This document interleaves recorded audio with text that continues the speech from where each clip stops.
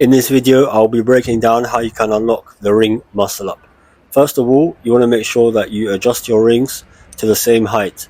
It might seem like common sense, but I have made this mistake before where I'm really excited to train and I kind of make them seem like it's the same height, but it's really not the same height.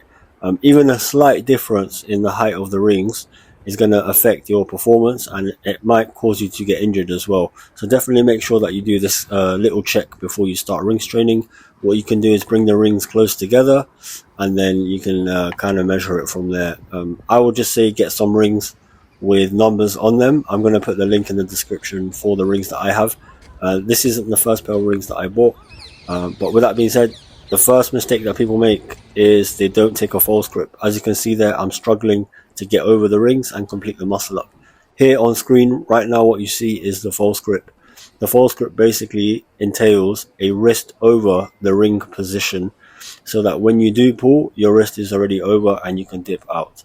The difference between a bar muscle up and a ring muscle up is that the ring muscle up requires a transition on an unstable object. So with the bar it's stable, with the rings it's unstable. So your wrist has to be over the bar, over the ring, sorry, before you transition. As you can see here, I'm practicing the transition with both feet on the ground, and I am maintaining a false grip.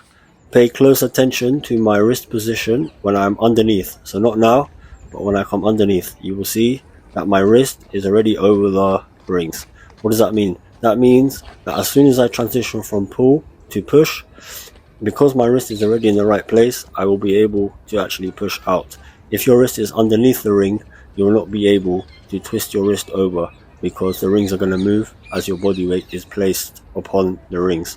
So you can practice with a single leg. As you can see here, I started off with 2 legs and then I moved on to a little bit of single legs. Really just do what's comfortable for you, and this is definitely the easiest progression, and it's probably where you want to start out. So both heels on the ground, point your toes up, and then just practice transitioning from underneath to over the rings. And the key detail is to maintain that false grip that I spoke about earlier. So here I'm just doing some ring dips. These are really good, and pay close attention to the bottom position here, that I take a little pause. This pause is important because when you're doing your ring dips, as soon as you pull over the bar, over the ring, sorry, at the bottom position it's a deep dip. So you want to do your dips like this, very particular way of doing it. You can also practice your false grip by just hanging, and yeah, eventually you'll get that ring muscle up. Subscribe for more tips.